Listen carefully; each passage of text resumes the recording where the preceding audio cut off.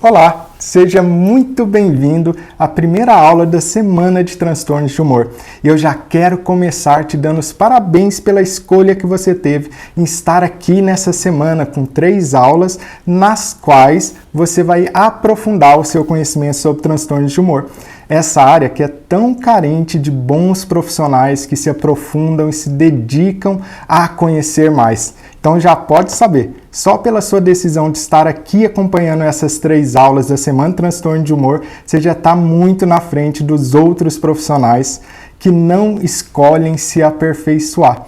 Parabéns por isso! E eu quero já dar um recado que essas aulas são específicas e exclusivas para psicólogos, foram desenhadas dessa maneira. Vamos conversar de assuntos que só interessam a pessoas que são psicólogos. E por isso, se você é portador de bipolaridade ou se você é familiar de alguém com bipolaridade, eu te convido a ir lá no meu canal do YouTube, tem centenas de vídeos para que você possa aprender. Essas aulas aqui são apenas para você, psicólogo. Meu nome é Renato, eu sou médico psiquiatra formado pela USP e quem me conhece sabe que eu sou um completo e absoluto apaixonado por essa área fascinante que são os transtornos de humor. Mas eu já quero te fazer uma pergunta aqui. Você acha que aprendeu profundamente nos seus detalhes sobre transtornos de humor na sua faculdade, durante a sua graduação? Me conta aí nos comentários. Você se sentiu seguro a primeira vez que um paciente com transtorno bipolar sentou na sua frente no consultório? Você se sente seguro hoje quando você vai lidar com pacientes com transtorno bipolar, seguro na profundidade do seu conhecimento? Eu sei que muitos de vocês não se sentem seguros ao lidar com transtornos de humor. E isso é natural, porque o conhecimento na graduação, que hoje é passado por aí, no Brasil inteiro, ele é muito superficial, ele é muito raso, ele não consegue te dar o suporte, o apoio para navegar nesse mar complexo, tempestuoso que pode ser os transtornos de humor. Eu sempre digo que é claro que um marinheiro inexperiente que vai chegar e vai tentar navegar no mar mais difícil e turbulento, ele sente aquilo como uma grande insegurança, uma grande dificuldade, principalmente porque ele sabe que a tripulação, os seus pacientes que estão lá no seu consultório, dependem de você. É a responsabilidade que passa e a insegurança que vem ao perceber que não está preparado para lidar com aquele mar. E você está levando outras pessoas juntos que dependem de você e do seu conhecimento. Já um psicólogo que se especializa, se dedica a conhecer essa área de transtorno de humor, é como um marinheiro experiente que vai com capacidade, com segurança, foge das principais armadilhas daquele mar e, o mais importante, leva a sua tripulação, os seus pacientes, até o outro lado desse mar, com segurança, com capacidade e principalmente traz resultados positivos de verdade. Mas navegar no mar turbulento precisa aprofundar o conhecimento e não ficar só satisfeito com aquele conhecimento raso e superficial sobre transtornos de humor que é passado na faculdade durante a sua graduação. Me conta aí nos comentários se você sentiu que na sua graduação foi mais superficial e foi mais raso. Você vai ver que você não está sozinho. Olha quantas pessoas nos comentários estão dizendo que sentiram que a graduação não lhes equipou com conhecimento suficiente para navegar nessa área, para navegar nesse mar turbulento, que é o transtorno bipolar. E é claro, a insegurança vem justamente de perceber a responsabilidade, porque você quer fazer o bem para os seus pacientes. Você vai ver que você não está sozinho. Coloca aí nos comentários, você vai ver que esse é um problema das várias faculdades e graduações de psicologia no Brasil. Por isso que eu quero deixar com você aqui já uma pergunta. Que tipo de marinheiro você quer ser? Qual tipo de psicólogo, psicóloga você quer ser? Aquele que acaba fazendo parte do problema e afunda o barco junto com a sua tripulação, com seus pacientes, ou aquele que vai com segurança, com expertise, e leva todos são e salvo até do outro lado, atravessando esse mar? Qual o tipo de profissional que você decide ser? E foi justamente por isso que eu criei essas 3 aulas, segunda, terça e quarta, que se encadeiam juntas, uma puxando a outra, para que você aprofunde o seu conhecimento em transtorno de humor e passe a ser esse marinheiro que leva todos são e salvo lá do outro lado. Passa a ser um psicólogo que tem profundidade de conhecimento em transtorno de humor e com isso ajuda verdadeiramente os seus pacientes. Mas esse é um momento de aprendizado e como você muito bem sabe, estamos aí no mundo moderno sendo distraídos o tempo todo. É notificação de celular, é televisão. Então, primeira coisa, já para a gente ajustar o nosso foco, desliga o celular, desliga as notificações, tira tudo que possa te distrair para a gente começar com tudo, com todo foco e concentração. E, se puder, já pega aí um papel, uma caneta que você vai sair com muita informação de qualidade aqui. E já quero te lembrar que ainda nessa aula eu vou falar para você qual que é a senha para você abrir o material didático complementar que minha equipe e eu preparamos com todo carinho e vamos enviar lá no seu WhatsApp. E que material, hein? Que material! Então fica aí até o final da aula, anota a senha que eu vou te falar para que você consiga acessar esse material didático exclusivo e complementar o seu aprendizado da aula de hoje.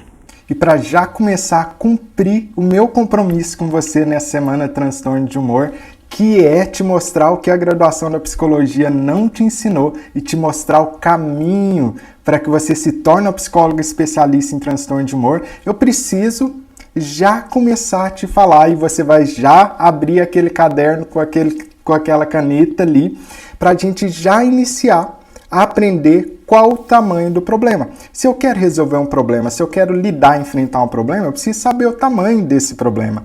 Quando estamos falando em transtorno de humor, nós estamos falando tanto de uma depressão que não é bipolar, ou seja, de uma depressão unipolar, como estamos falando das diversas condições que compõem o espectro bipolar. Nós vamos aprender tudo sobre isso hoje. E olha só, se a gente pegar só as pessoas que têm depressão unipolar nos últimos 12 meses, sabe o que um estudo nos Estados Unidos, que foi um dos maiores já feitos e que vai estar lá no seu PDF, disse? 10% da população. Para pensar nisso, isso quer dizer que no Brasil, nos últimos 12 meses, no mínimo 20 milhões de pessoas, 10% da população, enfrentaram um período de depressão, uma fase de depressão. 20 milhões de pessoas no último ano. Mas espera aí que o dado fica maior. E se agora eu não quero saber do último ano? E se agora o que a gente quer saber é o seguinte? E se agora eu quero saber na vida toda quantos por cento das pessoas passam por um episódio de depressão unipolar? Ainda não estamos falando de depressão bipolar, estamos falando de depressão unipolar. E na vida toda? Coloca aí nos comentários quantos por cento você acha das pessoas passam na vida toda por um episódio de depressão. 20% das pessoas passam por um episódio de depressão ao longo da vida. Isso quer dizer que no Brasil apenas nós teremos 40 milhões de pessoas. Então me diga, é um problema grande ou não é? Mas eu quero que você se aprofunde mais nesse conhecimento. É para isso que a gente está aqui. Não se contente só com esse dado. Vamos para um segundo ponto. Anota aí. Mais homens ou mais mulheres deprimem? Porque se a gente está falando só nos últimos 12 meses, 10% é a população toda, homens e mulheres. Mas quando eu quebro isso daí, separo entre homens e mulheres, o que eu acabo vendo? Que, na verdade, entre as mulheres, esse número é de 13%. E entre os homens, esse número é de 7%. Quer dizer que existe uma diferença muito importante entre gêneros quando o assunto é depressão. Anota isso daí em seu caderno. Mulheres deprimem muito mais do que homens, de maneira geral. Você já tem, inclusive, os dados. Quando eu considero homens mais mulheres na população nos últimos 12 meses, eu tenho 10%. Quando eu estou considerando só as mulheres, sobe para 13%. Quando eu estou considerando só homens, cai para 7%. E se a gente considerar ao longo da vida toda agora? Não são mais 12 meses, é a vida toda. Olha o dado que você acaba aprendendo. Mesma coisa de novo, mulheres deprimem muito mais do que os homens. Tanto é que eu te disse que quando eu olho todo mundo junto, eu tenho a porcentagem de 20% das pessoas com depressão ao longo da sua vida. Vão ter algum episódio de depressão. Mas quando eu olho para as mulheres, esse número sobe para 26%. E quando eu olho para os homens, esse número cai para 13, 14%. Olha que interessante isso. Você já está começando a aprender algumas coisas. Primeiro, o problema de transtornos de humor é imenso. Existe um número gigantesco de pessoas que atravessam episódios depressivos. Eu estou te falando apenas de depressão unipolar. Mas vamos olhar para transtorno bipolar, que também faz parte desses quadros de transtorno de humor. Provavelmente você já viu um seguinte dado. 1% da população tem transtorno bipolar. Nada disso. Aqui a gente vai aprofundar e você vai ver que isso que você aprendeu lá na graduação, se é que te ensinaram isso na graduação, porque muitos nem isso ensinam, não é verdade. Olha, vamos destrinchar esse dado, vamos aprofundar juntos aqui. Quando eu estou olhando para a população geral, eu tenho duas formas de analisar quantas pessoas têm transtorno bipolar na população. O melhor estudo que a gente teve mundialmente, e vai estar lá no seu PDF, na sua apostila, ele fala de 4,8% das pessoas estão ou têm alguma forma de transtorno bipolar. Que distância é esse número, né? 1% de 4,8%? Eu já te explico por quê. É porque esse estudo, que foi multicêntrico em vários países, no mundo todo, ele considerou todas as formas de bipolaridade, todas as formas de transtorno bipolar dentro do espectro, que você vai aprender hoje sobre isso. Quando ele olhou isso, ele viu que transtorno bipolar tipo 1, transtorno bipolar tipo 2, transtorno bipolar sem outra especificação, ciclotimia, colocou todo mundo 4,8%. O estudo mais confiável que a gente tem até hoje. Se você transforma isso na realidade brasileira, você tem em torno de 7 a 8 milhões de brasileiros que possuem alguma forma de transtorno bipolar e precisam da ajuda de profissionais, de psicólogos especializados. Se você coloca junto esses números, você tem um número gigantesco. 20% da população vai ter ao longo da sua vida uma depressão unipolar. Já estamos falando de 40 milhões de pessoas no Brasil. Mais 4,8% tem alguma forma de transtorno bipolar. Já estamos falando de mais 7 milhões de pessoas. E aí você me diz, será que a gente tem ou não aí uma falta imensa de psicólogos especializados para atender todas essas pessoas? Eu sempre digo, onde há um problema, há uma oportunidade também. É verdade, a gente tem um problema grande que é a escassez de profissionais, de psicólogos especializados em transtorno de humor.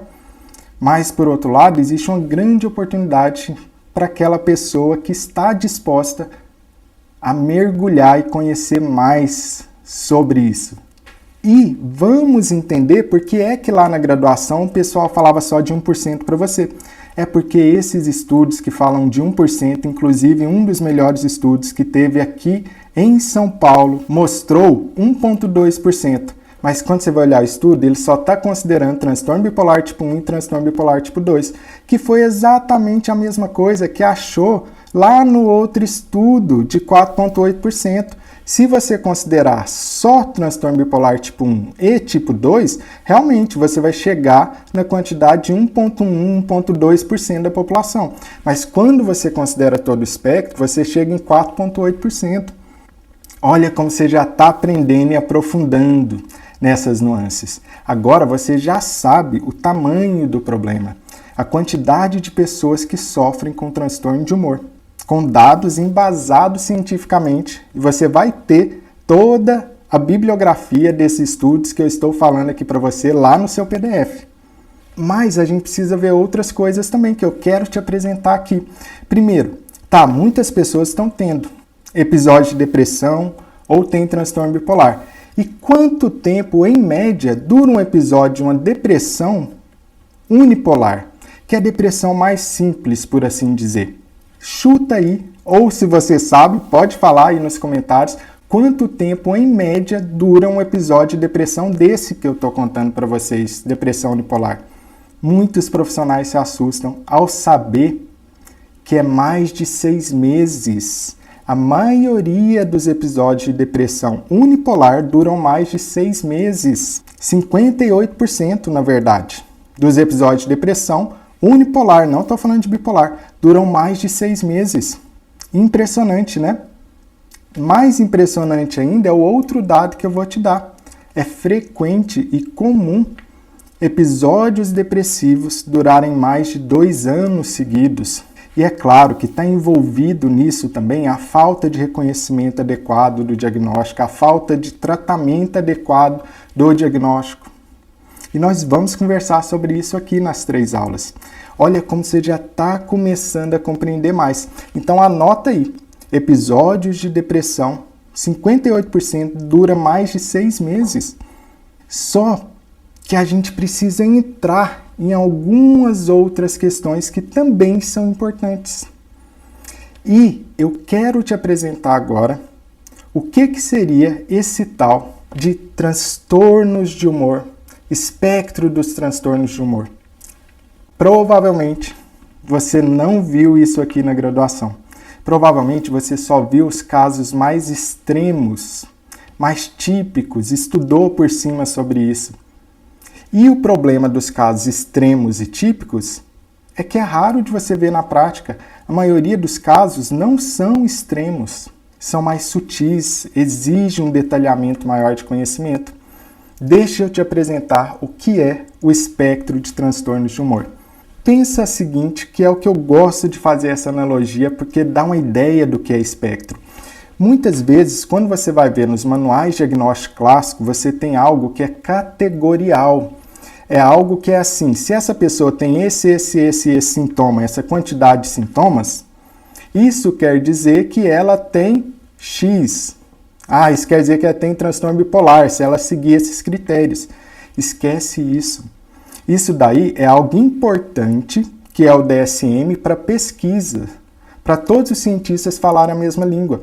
E foi muito importante, e continua sendo importante no âmbito da pesquisa, para todos falarem a mesma coisa, porque antes de existirem sistemas de classificação, era como a Torre de Babel, né? Cada um chamava do que queria. Agora a gente tem critérios para fazer ensaios clínicos, mas no seu consultório, não.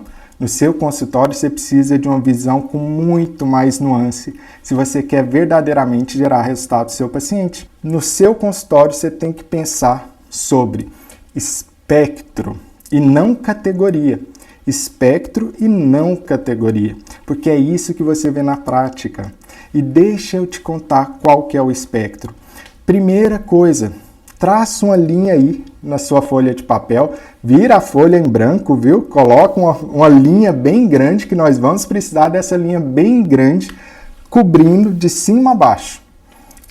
Para você entender o conceito de espectro, pensa em altura. A altura é um espectro, olha só, a pessoa pode ter 1,40, 1,42, 1,45, ela pode ter 1,80, 2 metros. Porém, quando é que eu começo a chamar essa pessoa de baixa estatura? Não, essa é alta estatura, essa é uma estatura normal. Aqui eu tenho um problema, porque quando eu estou analisando um espectro, que é a altura da pessoa, e eu vou começar a querer definir categorias alto, baixo, eu vou esbarrar no problema que é o problema que você tem nas classificações de transtorno de humor. Eu vou começar a ser arbitrário, porque em algum lugar eu vou precisar colocar essa linha. Então imagina que eu decido que abaixo de 1,50 a pessoa é considerada baixa. Mas espera aí, e 1,51? Não é muito diferente de 1,50. Mas ela já não vai ser mais considerada baixa, porque eu coloquei o limite em 1,50. Veja como isso cria um problema, quando você fica tentando criar categorias diagnósticas em algo que é um espectro. Então, toda vez que você está pensando em algum transtorno de humor, pensa nele como espectro, como é a altura humana. É uma analogia que eu gosto muito. Então, vamos lá. Partindo do diagnóstico mais típico que existe, ou aquele mais óbvio que existe, como eu gosto de falar. Transtorno bipolar tipo 1. Você vai colocar aí na linha do seu caderno como se fosse alguém com 2 metros de altura. Quando você olha para alguém com 2 metros de altura, você fala, essa pessoa é definitivamente alta. Do mesmo jeito, quando você olha para alguém que tem o transtorno bipolar tipo 1, isso fica óbvio para você, porque ela tem sintomas intensos, ela faz algo que é chamado de episódio de mania. Então já coloca aí, transtorno bipolar tipo 1 lá no topo, no fim do espectro. Antes do transtorno bipolar tipo 1, existe o transtorno bipolar tipo 2. Antes do transtorno bipolar tipo 2, mais sutil que o transtorno bipolar tipo 2, a gente tem transtorno bipolar sem outra especificação. Inclusive, esse é um dos mais importantes. É onde você encontra a maioria das pessoas com transtorno bipolar e nem sequer é citado na maioria das graduações. Conta aí nos comentários para mim se isso aconteceu.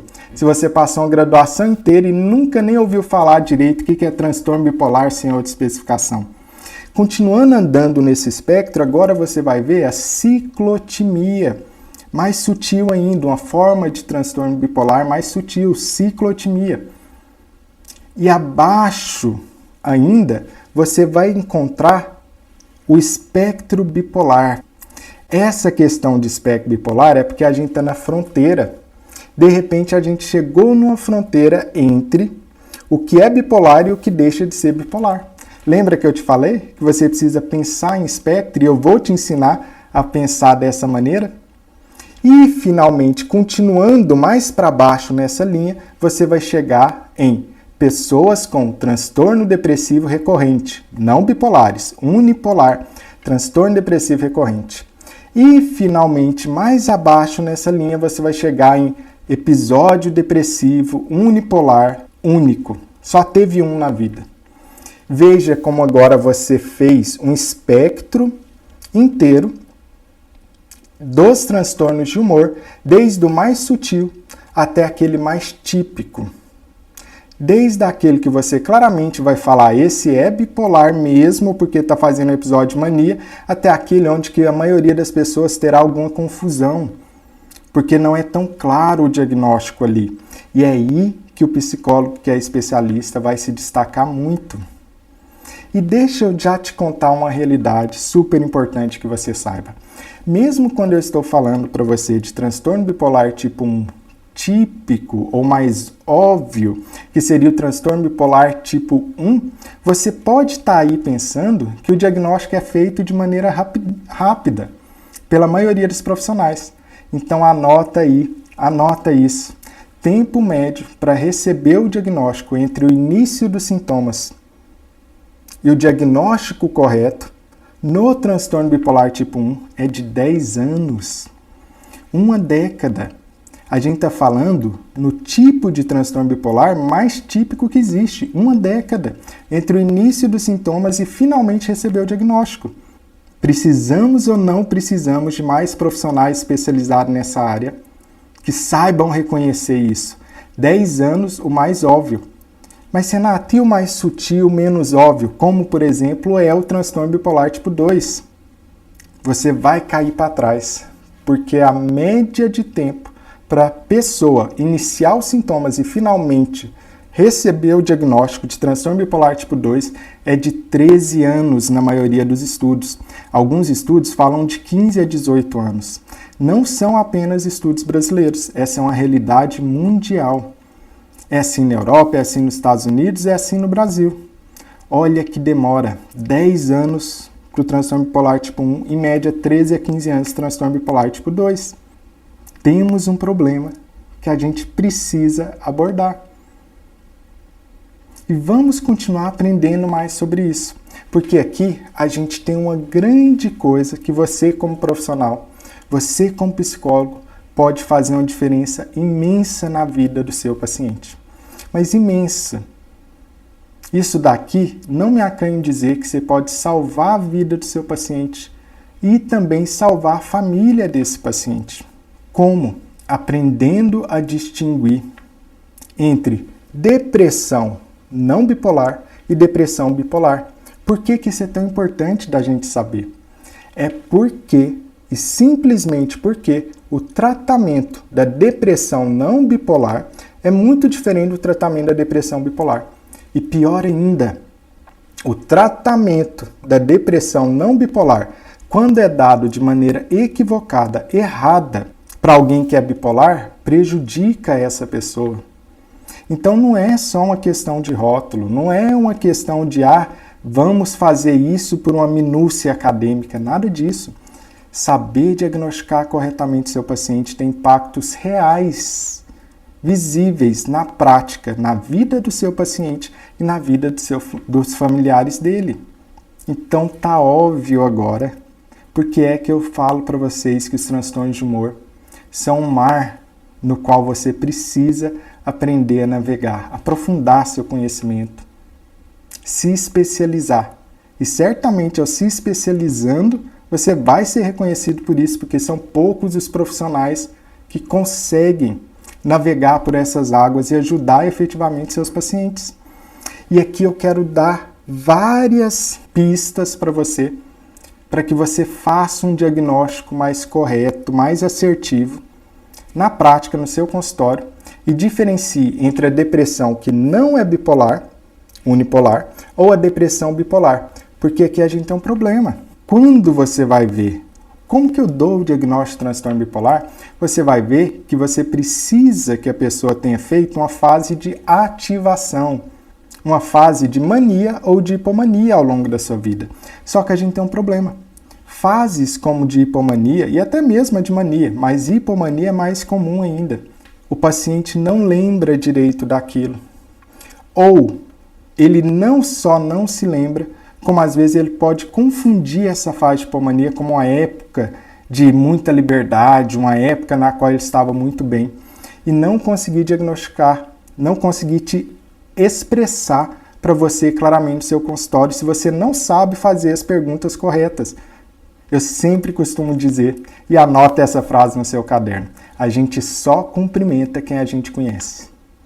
É ou não é verdade? Você só cumprimenta quem você conhece, você não sai cumprimentando desconhecidos na rua. Da mesma maneira, o psicólogo só dá e só reconhece o diagnóstico que ele conhece. É muito importante que você aprenda isso para que você possa começar a ser mais assertivo, acertar mais os diagnósticos dos seus pacientes e com isso ter impacto verdadeiro e positivo na vida deles. E eu vou te ensinar algumas maneiras que você pode diferenciar a depressão não bipolar da depressão bipolar. Anota isso daí. Quando você olha para a vida de um bipolar não tratado, o que você enxerga é o seguinte: transtorno bipolar tipo 1, 60% do tempo ele passa com o seu humor normal, 30% do tempo ele passa deprimido e apenas 10% do tempo de vida dele ele passa em mania. Então a gente vê que a fase que é definidora do diagnóstico de transtorno bipolar tipo 1, ele está só 10% do tempo e depressão ele está 30% do tempo. Vamos olhar para o transtorno bipolar tipo 2, porque aqui a coisa fica mais grave ainda. Quando eu olho para alguém com transtorno bipolar tipo 2, o que eu encontro na vida dele é o seguinte: 50% da vida dele ele passa eutímico, que seria dizer nem deprimido, nem hipomania. 49% do tempo da vida dele passa em depressão e apenas 1% do tempo ele passa em hipomania. Para pensar nisso. Para pensar e você vai chegar na seguinte conclusão: transtorno bipolar, na maior parte das vezes, é uma depressão. O que você vai enxergar, o que seu paciente vai te procurar é por depressão. E você vai precisar diferenciar aquela depressão como unipolar ou bipolar, porque isso faz uma grande diferença no tratamento do seu paciente. Então, vamos junto comigo avaliar pistas clínicas que podem te levar a acertar mais o diagnóstico, que podem te levar a diferenciar mais depressão unipolar de depressão bipolar, porque você viu que fases de ativação são mais raras na vida da pessoa, são menos comuns, menos frequentes.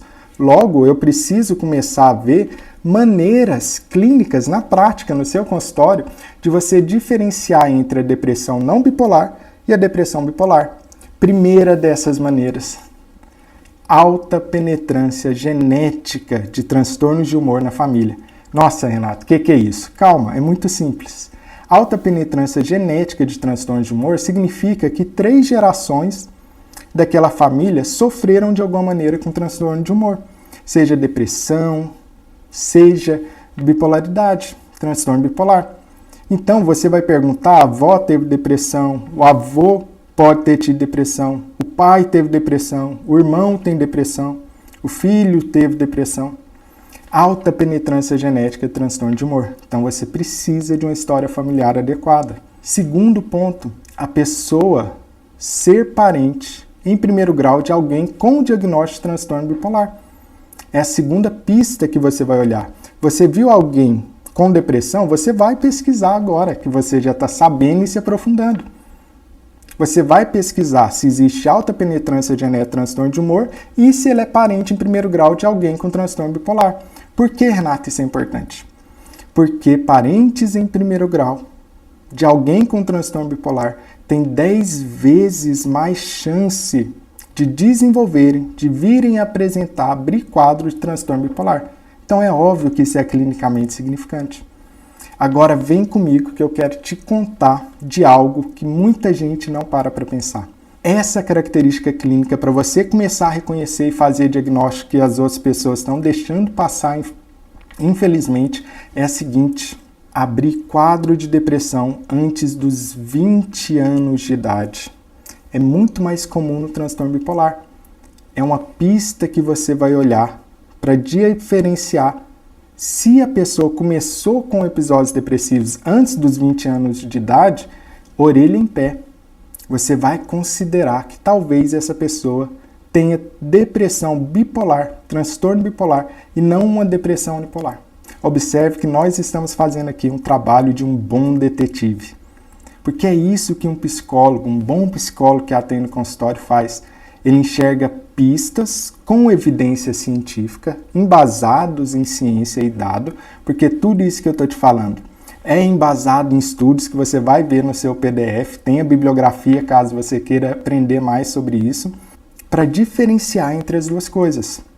E vem comigo para um dado super importante. Já falamos da família, já falamos da idade de início e agora a gente precisa falar disso daqui. As características dos sintomas da depressão do seu paciente. Anota a 4ª pista que você vai começar a observar. A 4ª pista é a seguinte: sintomas neurovegetativos reversos. Que palavra grande, né? Que coisa bonita, né? Sintomas neurovegetativos reversos simplesmente significa que o seu paciente durante a depressão tem hipersonia, que é dormir mais que 10 horas por dia, ou aumento de apetite. Ele ganha peso. Isso são sintomas neurovegetativos reversos que, quando aparecem em uma depressão, podem sinalizar uma depressão bipolar. Vamos para outras características de sintomas. Se a pessoa apresenta algo que se chama de paralisia plúmbia. Plúmbia vem de chumbo, é uma sensação de casaco de chumbo. Ou essa pessoa pode estar com a intensa lentificação psicomotora. Quem aqui já viu com seus pacientes isso? Quem já viu? O paciente está deprimido e ele está lento para falar, ele fala que está lento para pensar, ele está lento ao se movimentar e sente um grande peso nos seus membros. É também uma pista que pode indicar a depressão bipolar. Vamos continuar juntos aqui?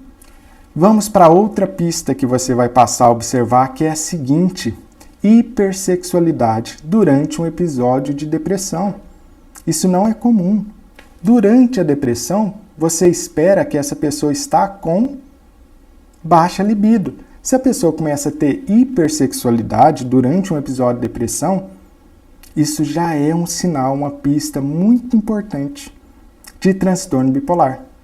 E agora, uma grande característica e pista, que essa você precisa anotar, essa você precisa guardar, essa a gente precisa ir juntos. Anota, sublinha essa que eu vou te falar agora. Se o seu paciente deprimido tem resposta atípica a antidepressivos, sublinha isso, coloca coração ao lado, coloca asterisco, porque isso aparece o tempo todo nos consultórios de todos os psicólogos no Brasil. Só que a gente só cumprimenta quem a gente conhece. E aqueles que não se dedicaram a aprofundar o conhecimento sobre isso acaba deixando passar. Mas você não vai fazer isso. Mas o que é uma resposta atípica a antidepressivos? Porque se você sublinhou, circulou, colocou coraçãozinho, colocou asterisco, agora abre uma chave para a gente aprender o que são respostas atípicas a antidepressivos. Primeira resposta atípica a antidepressivo. O paciente fala para você, eu tomei o remédio e foi igual tomar água, fez efeito nenhum. Pode colocar nos comentários quem já teve esse paciente que falou, foi igual tomar água, não melhorei nada. Segunda resposta atípica antidepressiva. A pessoa até melhora durante alguns meses e depois ele fala assim, perdeu a resposta, perdeu o efeito do remédio. Resposta atípica antidepressiva sinaliza transtorno bipolar, não diagnosticado corretamente. Terceira resposta atípica que você vai anotar aí, e mais importante ainda, começa a colocar um antidepressivo e a pessoa começa a fazer sintomas mistos. Sintomas mistos, irritabilidade, aceleração, pensamento, insônia, ativação. Ah, Renata, eu não sei o que é estados mistos. Então, você está no lugar certo. Porque em uma das nossas aulas aqui da Semana de Transtorno de Humor, nós vamos nos aprofundar nesse conhecimento de estados mistos, que eu sempre digo é o grande diferencial para o profissional que é especialista, para o psicólogo que é especialista. É conhecer estados mistos, muito importante. Então, resposta atípica antidepressivo, fazer efeito nenhum, perder efeito depois de algum tempo, induzir estados mistos ou, finalmente, induzir um estado de hipomania ou mania, de ativação. A pessoa começa a usar antidepressivo e começa a acelerar, começa a ativar, não dorme menos, começa a ficar mais eufórico, mais falante ou mais irritado, que é muito comum, começa a ficar mais impulsivo. Tudo isso são respostas atípicas a antidepressivos. E toda vez que você vê isso, e é muito comum, eu te garanto que no seu consultório você vai ver isso todo dia. Toda vez que o seu paciente conta para você em sessão isso, levanta a orelha, fique atento e suspeite que essa é uma grande pista, um grande sinal vermelho que você pode estar lidando com a depressão dentro do transtorno bipolar e não uma depressão unipolar. E claro, se você está percebendo que várias respostas atípicas podem sinalizar transtorno bipolar, não é surpresa nenhuma que você deve desconfiar quando o seu paciente fala que já utilizou mais de 3, 5 antidepressivos, porque, obviamente, nada disso está dando certo para ele. Seria como ficar dando remédio de vírus para tentar matar a bactéria. Não vai funcionar. Bactéria precisa de remédio para bactéria, vírus de vírus para bactéria. É a mesma coisa, o antidepressivo vai perdendo o efeito ou não funciona e o paciente fica trocando de vários medicamentos. Bandeira amarela. Quando um paciente na sua frente te relata isso. Além disso, a gente tem outras características importantes que podem sinalizar isso para você. Depressão pós-parto. Em especial, depressão pós-parto com sintomas psicóticos, delírio ou alucinação. Toda vez que a paciente deprime no pós-parto, isso é uma pista para você. Uma vez que mulheres com transtorno bipolar deprimem numa taxa muito maior no pós-parto, nesse período de queda de estrogênio, do que mulheres que não são bipolares. Além disso, existe uma outra questão interessantíssima. Toda vez que o seu paciente tem sazonalidade na depressão dele. Sabe o que é sazonalidade? É tipo assim, o paciente sempre em uma determinada época do ano, em geral isso pode coincidir na maior parte das vezes com o inverno, deprime Essa característica de sazonalidade, sempre na mesma época do ano deprimir, pode sim indicar para você que o diagnóstico ali é de transtorno bipolar e não de uma depressão unipolar. E além disso, eu ainda quero te contar de uma outra característica que vai fazer uma ligação com o início da nossa aula. Lembra quando eu te contei que a duração média de uma depressão unipolar era de mais de 6 meses? 58% das pessoas têm depressão unipolar de mais de 6 meses, pois toda vez que o seu paciente tiver uma depressão, sempre em curtos períodos, o que é um período curto? Menos de 3 meses, ele entra naquele episódio depressivo e depois sai daquele episódio depressivo. Desconfie de bipolaridade. Agora você já sabe que a maior parte das pessoas não bipolares deprimem em mais de 6 meses. Muitos episódios depressivos curtos, menos de 3 meses, pode ser um indicativo de transtorno bipolar.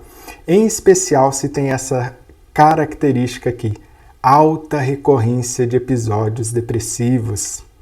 Se a pessoa já teve mais de 5, 10 episódios depressivos na vida, você tem que suspeitar que isso é um transtorno bipolar. Em especial, quanto mais novo, quanto menor a idade da pessoa. Vamos fazer uma nova ligação com o início da nossa aula. Eu contei para você que a idade de início média de pessoas com depressão unipolar é acima de 30 anos. Mas no transtorno bipolar, na maior parte das vezes, começa bem mais cedo, lá pelos 20 anos, menos do que 20 anos, 15 a 20 anos. Você precisa ficar atento a essas nuances, a esses detalhes.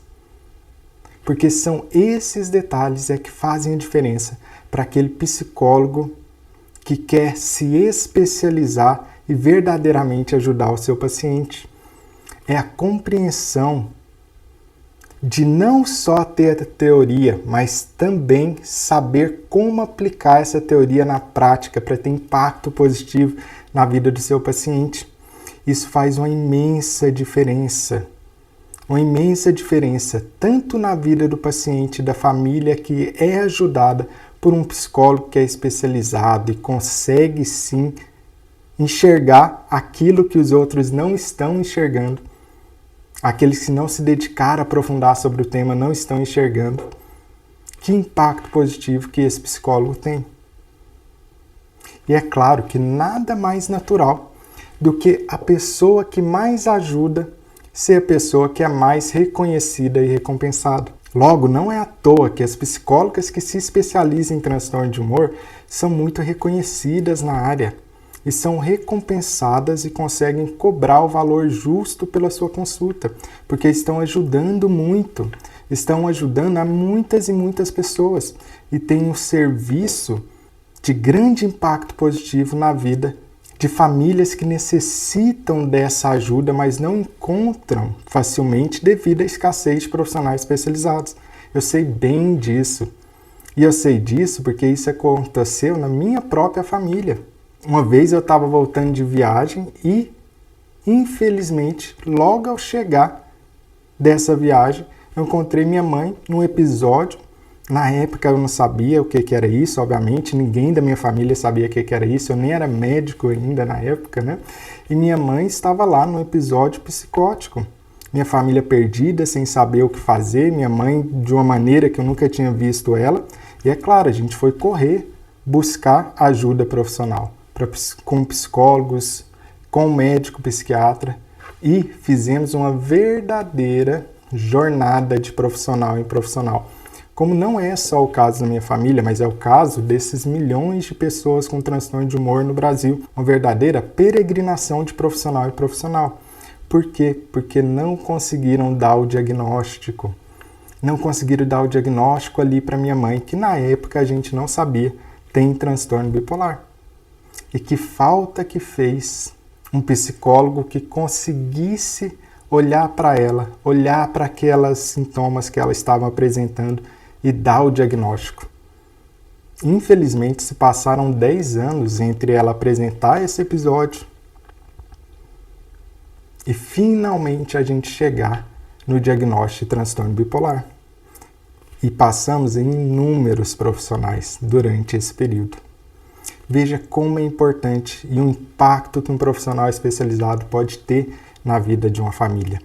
Eu sei disso porque, infelizmente, na minha família eu não tive a oportunidade de encontrar, durante aquele período difícil, um psicólogo que tenha se dedicado a aprofundar e teria ajudado imensamente a minha mãe e a minha família por consequência. E o mais triste dessa história toda é que, como você viu, minha família não foi a única que já sofreu com isso, e ainda bem que agora minha mãe está bem depois de longos anos. Não, existem milhões de famílias necessitando e precisando de profissionais, psicólogos como você, que decidem se aprofundar nesse conhecimento e ajudar verdadeiramente essas pessoas. Você viu hoje, são milhões de pessoas, milhões de famílias só no Brasil que necessitam do cuidado de um psicólogo especializado em transtorno de humor e não encontram profissionais que são capacitados para dar conta dessa imensa demanda. E como você viu, eu vivi os dois lados da moeda, por assim dizer. Tanto como familiar da minha mãe, que precisava de um diagnóstico adequado, um tratamento adequado, mas não encontramos esse profissional especializado durante 10 anos, assim como isso orientou também a minha jornada profissional, na qual eu adquiri durante anos conhecimento, mergulhei sobre isso e, é claro, sou completamente apaixonado pela área, apaixonado por ser parte da solução. Mas você já conhece o ditado: uma andorinha só não faz verão. Preciso que mais pessoas, psicólogos, decidam se especializar em transtorno de humor para tentar dar conta dessa demanda imensa que existe de pessoas precisando de ajuda. E para te ajudar a fixar esse conhecimento que você está adquirindo aqui na aula de número 1 da Semana Transtorno de Humor, eu preparei um material didático exclusivo, um PDF que vai ser enviado lá no grupo do WhatsApp e que tem a seguinte senha: psicóloga especialista. Tudo junto, sem acento, psicóloga especialista. Você vai colocar essa senha lá no PDF que a gente vai te mandar para o grupo de WhatsApp e você vai ter toda a bibliografia, um material didático exclusivo feito com muito carinho para te ajudar a fixar esses conceitos importantíssimos dessa aula. Porque nessa aula você viu a quantidade de pessoas que sofrem com transtorno de humor e nos aprofundamos mais na epidemiologia dos transtornos de humor. Além disso, você conseguiu aprender sobre maneiras de diferenciar entre uma depressão não bipolar e uma depressão bipolar. Lembra de todas aquelas pistas que eu te contei aqui nessa aula, vai te ajudar muito no seu consultório e na sua prática. E você também compreendeu o conceito de espectro de transtorno de humor e quais são os diagnósticos que compõem esse espectro de transtorno de humor. Na próxima aula eu vou te falar de maneira descomplicada e o mais fácil possível para que você compreenda sobre estados mistos de humor, a fase mais difícil para a maioria dos psicólogos e, sem dúvida alguma, pouquíssimos profissionais conhecem verdadeiramente e aprofundadamente essa situação tão comum de acontecer no consultório clínico. E quero me despedir de você dessa aula te contando de um sonho que eu tenho. Eu tenho um sonho de que um dia a gente vá sim conseguir, no Brasil, diminuir esse tempo de diagnóstico de 10 anos para 5 anos. Mas uma andorinha só não faz verão.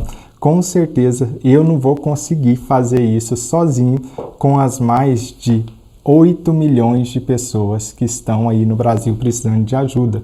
Por isso eu peço seu compromisso em estarmos juntos na aula de número 2 e número 3 aqui da Semana de Transtornos de Humor. Juntos podemos salvar muito mais vidas e famílias. E me despeço deixando com você o depoimento de uma aluna da especialização de humor muito querida que conta como foi a sua experiência ao se especializar em transtornos de humor. Oi, gente, eu sou a Priscila, aluna da primeira turma do treinamento profissional em transtornos de humor. E hoje eu queria contar para vocês a minha experiência, como foi para mim participar desse treinamento. Então, em março de 2022, quando a gente iniciou, o meu principal objetivo era aumentar a minha renda, né? Agregar mais valor ao meu serviço, mas eu tinha um desafio, porque eu já tinha quase todos os horários preenchidos. Eu atendia aqui na minha cidade, que é uma cidade de 30 mil habitantes no interior de São Paulo, e a maior parte dos meus pacientes eram presenciais. E eu entendia que não era possível eu cobrar mais pelo serviço que eu prestava e o valor da minha sessão era o mesmo desde 2018. Mas eu não conseguia aumentar o valor do serviço que eu estava prestando e isso me incomodava, né? Como que eu vou conseguir continuar me capacitando e arcando com todos os custos do meu negócio se eu não consigo melhorar a minha renda? E nas primeiras aulas a gente já discutiu muito sobre como alcançar mais pessoas, formas de captação de pacientes. Ficou bem claro que eu precisava definir estratégias, ter estratégias bem definidas para que eu conseguisse alavancar mesmo e chegar no meu objetivo, que era ter uma renda maior e continuar ofertando um bom serviço para o meu público. E aí algumas mudanças foram fundamentais, assim, e foi um giro para mim de 180 graus mesmo. Então, em junho de 2022, então depois de alguns meses que eu estava no treinamento, eu decidi atender 100% online, fechei a minha clínica presencial aqui e comecei a captar pacientes nas redes sociais. E eu até então sabia, gostava da ideia de produzir conteúdo, mas eu sabia da importância disso, mas eu não via como uma prioridade, como um trabalho que fazia parte do meu negócio. E nesse meio tempo, no treinamento, foi proposto um desafio com metas diárias de publicação de conteúdo, e eu estou há 64 dias publicando conteúdo diariamente. Isso fez toda a diferença. Hoje eu recebo 3, 4 contatos por dia, perguntando sobre os meus serviços, sobre horários, valores, enfim.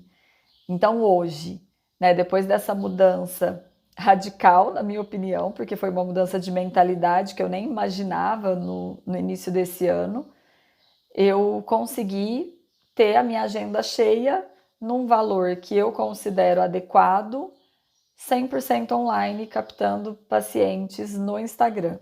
Então, o meu nicho, o nicho que eu escolhi, que foi o transtorno bipolar, eu vim adquirindo muito conhecimento também nessa primeira turma. Então, a gente teve aulas importantíssimas para mim, que fez muita diferença, que foi aula sobre psicofarmacologia, aula específica sobre transtorno bipolar. A gente teve discussão de vários casos também. Eu tive a oportunidade de levar um caso também para ser discutido.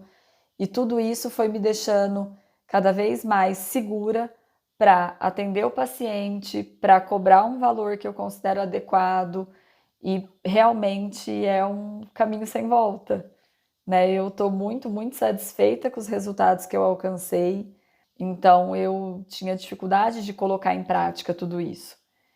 E além do próprio grupo também, né? Então, o grupo de profissionais ali realmente fez muita diferença nessa minha caminhada. Então, além de todos os conteúdos que a gente teve, as relações que a gente estabeleceu ali no grupo foram relações de crescimento mesmo, né? Então, de discutir casos juntos, de produzir conteúdo juntos, e a gente conseguiu formar realmente um ambiente muito colaborativo.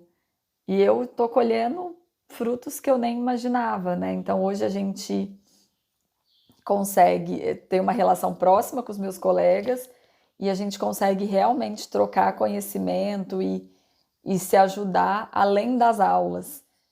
Então, tudo isso foi a minha experiência nesse treinamento.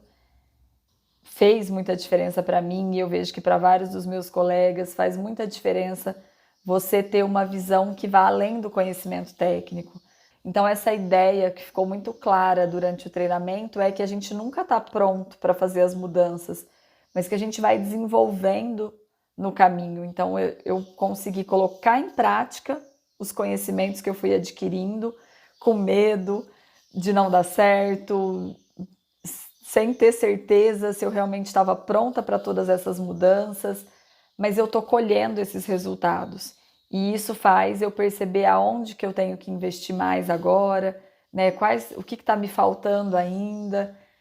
a gente consiga continuar evoluindo dessa forma, porque foi muito rico, foi muito importante. Eu só tenho a agradecer.